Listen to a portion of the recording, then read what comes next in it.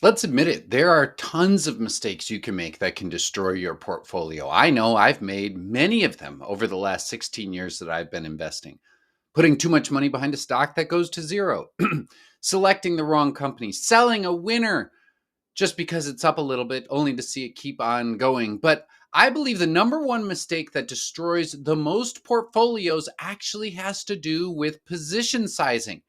And so our video today is going to be on how to minimize risk and maximize returns with this in mind. Now, many of the ideas that I'm going to talk about come from this man right here, Joel Greenblatt. Now, for those of you who might not know him, he authored the famous and popular The Little Book That Beats the Market, or still beats the market in its newest edition. And if you really want to drill down and say, why should I listen to what Joel Greenblatt has to say? This chart right here in the lower left-hand corner shows you returns of famous investors over time. Now, the y-axis is the outperformance of an investor over the S&P 500. So anything above where the x-axis is means that you're beating the market, which is great. The x-axis is how long your track record is. And so that's why you can see Warren Buffett all the way over to the right. Now, Joel Greenblatt is right here. So let's talk about what that means. It means that he beat the market on average by 25 percentage points per year for 20 years. Here's another way to look at that. Gotham Capital, where he was a managing partner, achieved an average annualized return of 40% over more than 2 decades. That is incredible. And from 85 to 94, it was about 50%. Now, he recently gave a podcast interview with Shane Parrish on Farnham Street, and he talked about balancing two things: risk and reward. Now, here's some excerpts from that interview. He said, if you have this great investment, and this was a couple years ago, Tesla last year, that's going to go 10x, and you put just 2% in it and it goes up even 50 or 100%, well, then you could have blown it, which is surprising, right? Because we're talking about you made an investment that went up 100% in a year, and he's saying you blew it. That could have been your worst investment of all time, which might leave you scratching your head saying, why? And he says, it's because you should have had a 10 or 20% position. Now, that's for him. That's not for me. But he says it needs to be a move the needle position. Sizing is the most important thing. Being too timid on the few good ideas that come your way is the biggest mistake that people make. And so I take this and I say, the big lesson that Joel Greenblatt has here is when you're focused on the rewards, don't be timid with your best ideas. Don't give it just a 1 or a 2% allocation. Don't be timid. But what makes Greenblatt great is that he goes on and he looks at the other side of the coin. And here's what he says. But of course, to take a large position, you have to be willing to be wrong. Here's the nugget. The biggest positions I've had are not my best ones, the ones that I think are going to go 5 or 10x. I'm really looking down, not up, when I take a big position. So in other words, I will size the position larger if I don't think I can lose much money. I think that people look at the size of their position, and that's the wrong way to. It's what you need to do is say, from a large position, how much can you lose if and when you lose? And so I take this section of the interview, and he's looking at the risk, and he's saying, sure, don't be timid with your best positions, but also your very biggest positions, and it's different for everybody. But those need to be the ones where you're the most confident that it has the least downside.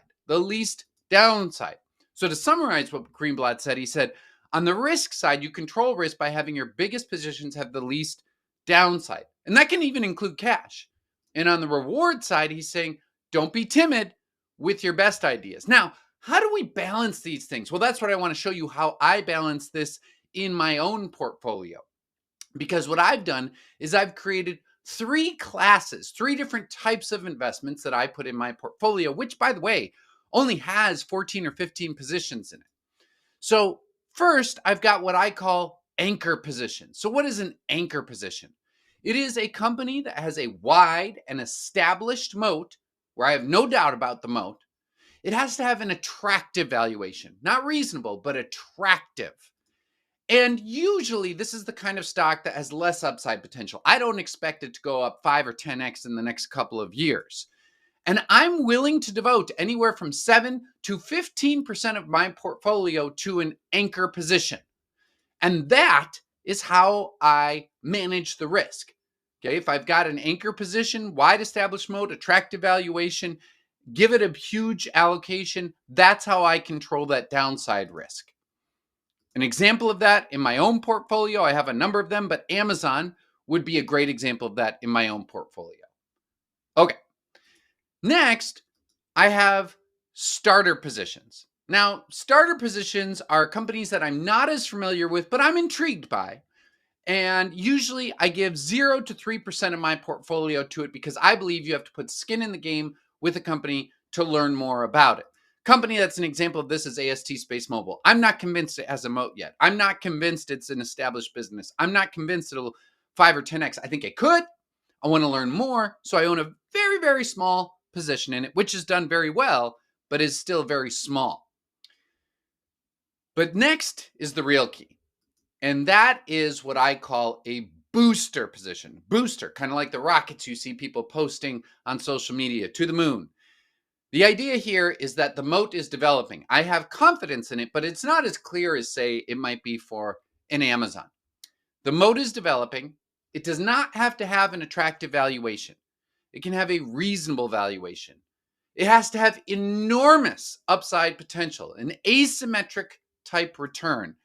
And I'm willing to devote between 3 and 7% of my portfolio to such booster positions. Now, it's important to point out that valuation will play a role. If I have a booster position and I think the long-term valuation is attractive, I'll allocate up to 7% of it. If I think that it's gotten really, really rich, well, then closer to 3%. And that is where all the reward and the alpha in my own portfolio really comes from. An example of a stock that fits this, Axon. I have owned Axon since it was $22 per share. Today it's trading in the 700s. That was back in 2017, but still over 8 years, phenomenal returns. That has been a booster for my own portfolio. And it's not just Axon. There's a number of different companies that I have in there. So Amazon as an example of an anchor position, Axon as an example of a booster position, AST Space Mobile as an example of a starter position. Another way to view this might be that anchor position, that 7 to 15%, it's the reward is that it beats the market, but doesn't have to be by a wide margin, and the risk is medium.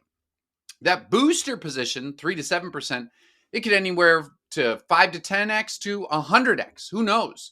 But the risk is very high, and that's why it has a slightly smaller allocation. And then that starter position, the risk and the reward, they vary. It's just about getting my own skin in the game. Now, of course, we know that the stock market is dynamic and stocks change every day. And so a stock could move up in this system in a couple of different ways. You could buy more shares, or the stock could just keep going up. And it could go down if you sell some shares or the stock starts going down. So how do you handle that? Well, I'm going to give you an example of a company that I actually don't own anymore, but I did, and I think it serves as a good example, and that's Transmedics. It started as a starter position in November 2023, and it went up a whole bunch by March 2024. The stock went up a whole bunch. By April, I decided to buy more shares to make it graduate from that starter position to a booster position. And then it kept going up. And it actually entered that anchor position. And so the real question becomes, well, what do I do if it crosses that threshold? Because that's kind of a big deal. You've got to account for that risk reward balance. Well, here's what I do if a stock crosses that line. What I do is I will say, well, I'm going to buy an anchor position. We know this. If there's a wide moat business with an attractive valuation, I'll buy a booster position. If it's faster growth, the moat's developing, reasonable valuation, and I'll buy a starter position if I'm intrigued by the potential and want to learn more. Now, if it crosses on its own from booster to anchor position, I'm going to look very, very carefully at two things: the direction of the moat and my faith in that, my knowing and understanding that moat, and the valuation. For what it's worth with Transmedics, it was my faith in understanding the moat that really led to my questions there. And the stock also went down a whole bunch after that. But we'll get to what I would do in just a minute. If it graduates from a starter position into a booster position, well, then that becomes my homework. It is my number one priority to learn as much about that company as I can. So I'm going to give you an example from my own portfolio. Okay. Now, initially, a little over a year ago, I had Axon Enterprise, Tesla, Shopify, and Duolingo all as 7% booster positions in my portfolio. Now, if you follow them, you know that most of these have actually done extremely well since then. And so it's not surprising. I've been tracking my portfolio since December of 2014, and you can see my results in the green, the NASDAQ composite in the yellow, the S&P 500 in the red. Vast outperformance. If you'd like to learn a little bit more beyond just this, it goes beyond portfolio allocation. I call what I use to get this outperformance the Adapt Investing Framework. And if you click the top link in the show notes below, you can get an absolutely free ebook on the Adapt Investing Framework, how to build a world-class portfolio. 100% free right there. All right, let's get back to what I was just saying. So I wanted Axon, Tesla, Shopify, Duolingo to be full booster positions, but I was in a difficult situation on December 10th of last year, 2024. Here's what I mean. At that point in time, Axon had grown to be a 12% position. Tesla had grown to be 9, Shopify 9, Duolingo 9. And so going back to this grid that I showed you before, they were meant to be booster positions, but they were graduating, crossing on their own. And so I told myself, well, I need to look at the moat and the valuation. So I just created my own grid here with all 4 companies. And I said, what do I know about the moat? Well, Axon, no question, the moat was expanding. Tesla, that one was more questionable. They're making a transition from focusing on cars to software and robots and cyber taxis. That's more up in the air. Shopify, I was certain, was expanding. Remember, this is December 2024. This is before there was all this concern about ChatGPT, which I think is overblown. But that being said, the evidence pointed to Duolingo's moat expanding. So then I said, well, what about the valuation? And so I did some reverse discounted cash flow analysis, starting with Axon. I said, if they have a 30% free cash flow margin, then back then their price assumed that the stock was going to grow, that the company was going to grow revenue by 29% per year for a decade. The expectation was just for 22%. Now, I believe that that was actually extremely lowballing it, knowing what I know today. But that being said, 29% still did seem quite optimistic. So I said it was overvalued, dark red. All right, well, I did the same thing with Tesla. And I gave them extremely generous 25% optimal free cash flow margin. I think that might have been a little bit high. But if it did that, then it needed to grow its revenue 21% per year for the next 10 years. The expectation at the time was 17% over the next 2 years. Still overvalued, I would say not by as much, a lighter red. Now, of course, we have new information since then. So I think Axon was actually a little bit less overvalued than I thought because they have been accelerating their revenue growth. But I didn't know that back in December. So you can only use what you got. Shopify, well, I said if they have a 25% optimal free cash flow margin, then they need to grow the revenue by about 25% per year for the next 10 years. The expectation was 21%. Overvalued, not egregiously so, but that's what I said. And then Duolingo. Well, Duolingo was interesting. I said that they could have optimal 40% free cash flow margins, which isn't that far from where they were at that time. Then it would need to grow 22% over the next 10 years. The expectation was for 26% over the next 2. That seemed more reasonable. And so I gave it this rating. And so here's how I made my decisions. I trimmed Axon to 7%. I trimmed Tesla. I trimmed Shopify. I held Duolingo where it was. And so visually, this shows kind of what I did. I did these things.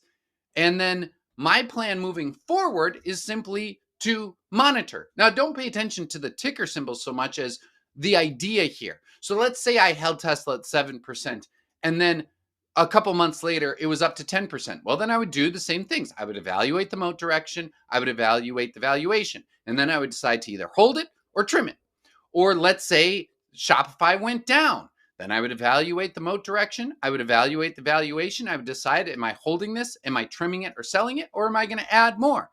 This is the idea. Now, most of these moves actually worked out pretty well for me in that time because this is not an all or nothing approach. Of course, if I don't believe in the moat anymore, if I don't believe in the potential, well, then of course I'll sell it all together. But you need to remember that in the game of investing, the middle road, you don't have to go all in, you don't have to go all out. You can trim around the edges, and that has created quite a bit of outperformance in my own portfolio. So that is the number one mistake that I think investors make. They don't think enough about position sizing, because position sizing plays a huge role in your long-term returns. If you'd like to learn more about not just position sizing, but the entire adaptive investing framework, again, don't forget to hit that link in the show notes below. Let me know what you think about position sizing, how you approach it, and don't forget to hit subscribe so that you can keep up to date the next time I have a video just like this. Until then, Brian out.